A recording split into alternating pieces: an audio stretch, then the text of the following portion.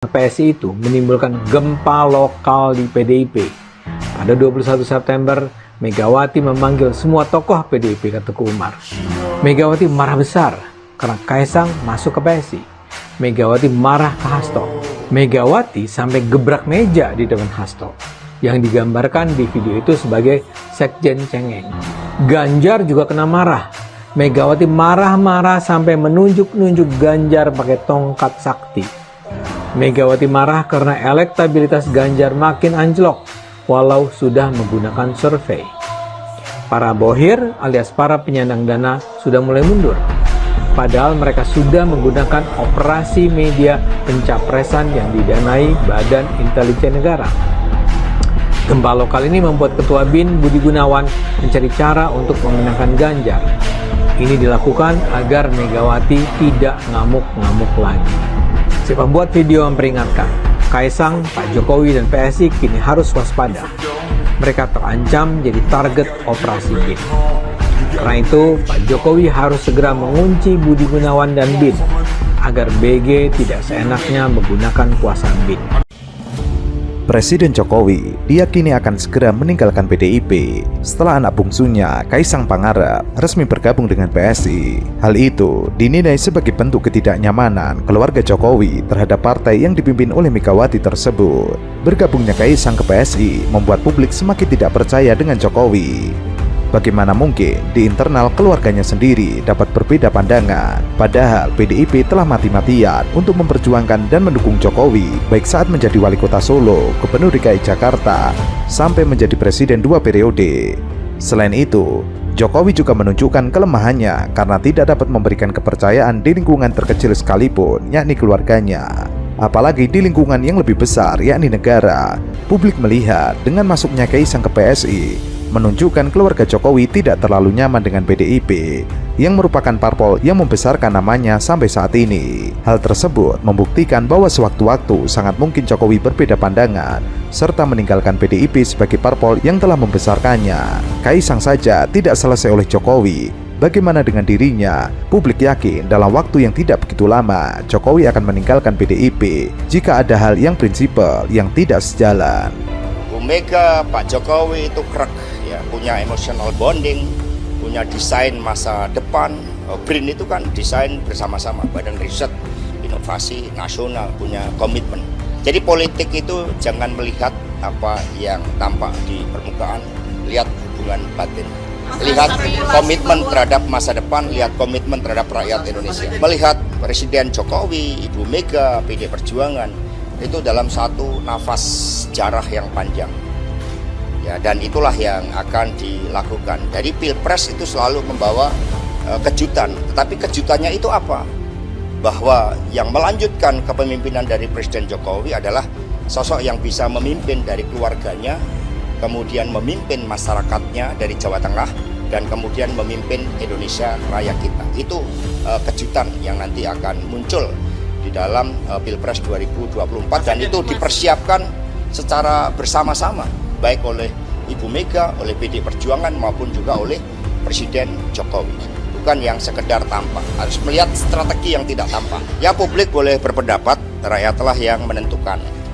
Tetapi bagi PD Perjuangan, Pak Ganjar itu hasil dari gemblengan PD Perjuangan yang menyatu dengan rakyat, gemblengan Ibu Megawati Soekarno Putri, dan juga Bapak Presiden Jokowi.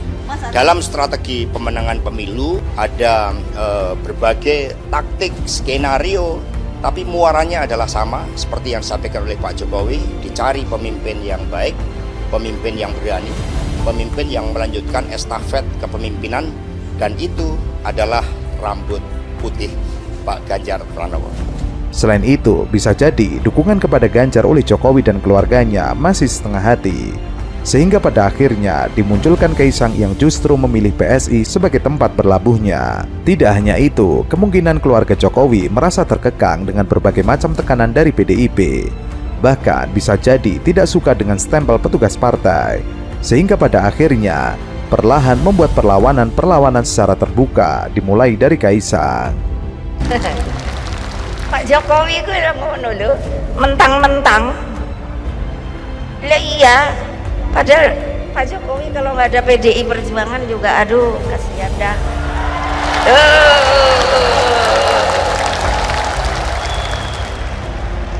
Lo legal formal lo. Beliau jadi presiden tuh nggak ada kan ini legal formal. Sementara itu, PDIP yang memiliki aturan bagi keluarga kader untuk tidak boleh bergabung ke partai lain.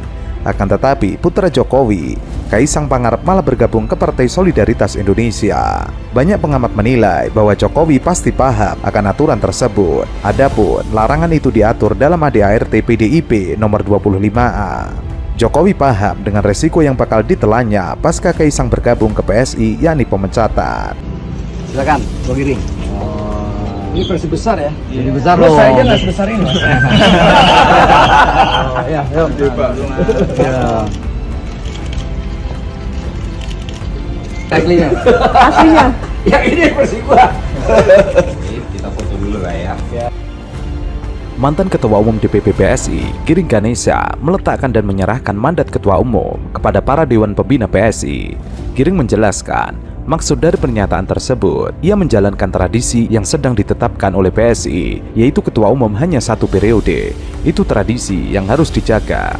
Giring menuturkan, PSI merupakan milik anak muda, sedangkan ia sudah bukan lagi anak muda. Karena itu, ia menyebut akan mengembalikan PSI kepada pemiliknya yang merupakan anak muda. Ia mengaku sudah berumur 40 tahun. Saatnya mengembalikan ke anak muda agar anak muda lebih banyak lagi yang masuk PSI untuk berjuang bersama PSI. Karena disinilah partai di mana ia memberikan peran sebesar-besarnya untuk anak muda. Ia mengatakan PSI membuka kesempatan kepada anak muda yang ingin terjun ke politik. Baginya, PSI adalah ruang yang tepat bagi anak muda belajar politik. Ia mengembalikan ke anak muda adalah membuka kesempatan anak muda untuk masuk ke politik. Karena semua tahu entry barrier-nya anak muda masuk politik adalah 1 mahar, kedua adalah biaya kampanye yang mahal. Lebih lanjut ia mengatakan tetap akan di PSI meski masa jabatannya sebagai ketua umum berakhir. Ia menekankan tidak akan pindah. Giring menyampaikan pernyataannya dalam video yang diunggah di Instagram resminya. Giring mengungkit di area politik yang melibatkan PSI beberapa waktu lalu. Giring menceritakan dirinya yang menginjak usia 40 tahun beberapa minggu lalu. Ia mengaku mendapatkan banyak perhatian dari sahabat hingga keluarga tercinta. Giring juga mengungkit dirinya sudah tua. Karena itu, Giring mengaku siap mengembalikan partai ke tangan pemilih asli, yakni anak muda. Oleh karena itu saya dalam hati saya punya kewajiban penting untuk mewujudkan semua mimpi-mimpi dari orang-orang yang saya sayangi dan saya hormati. Dan di mana momen itu saya bilang begini, saya ngomong begini. Apabila Pak Jokowi atau keluarganya masuk ke PSI, detik itu juga saya siap melepaskan jabatan saya sebagai ketua umum.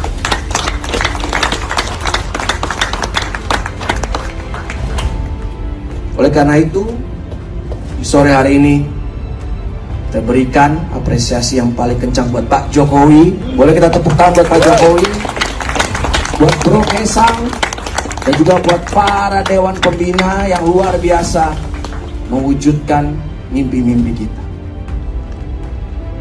Bro and sis, saya bukan ahli politik, strategi politik seperti Bro Jen, Bro Ipul, Bro Ete. Saya juga kalau lagi diwawancara ngomongnya nggak selancar Mas Waketum, Sis Grace atau Sis Isyana. Saya kalau bergadang masih kalah hebat sama Gustin. Kalau buat ngolah-ngolah orang masih kalah sama Bro, bukan Bro Kamar sama Bro Yuli. Kalau megang mic buat pidato masih kalah jauh sama Bro Melki.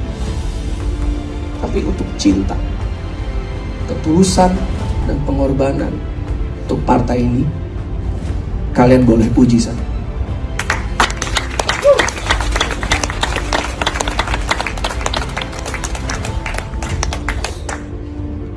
Maka ketika Tuhan dan alam semesta mengabulkan doa kita semua dan seluruh pengurus Partai Solidaritas Indonesia, hari ini adalah anugerah terbesar partai ini.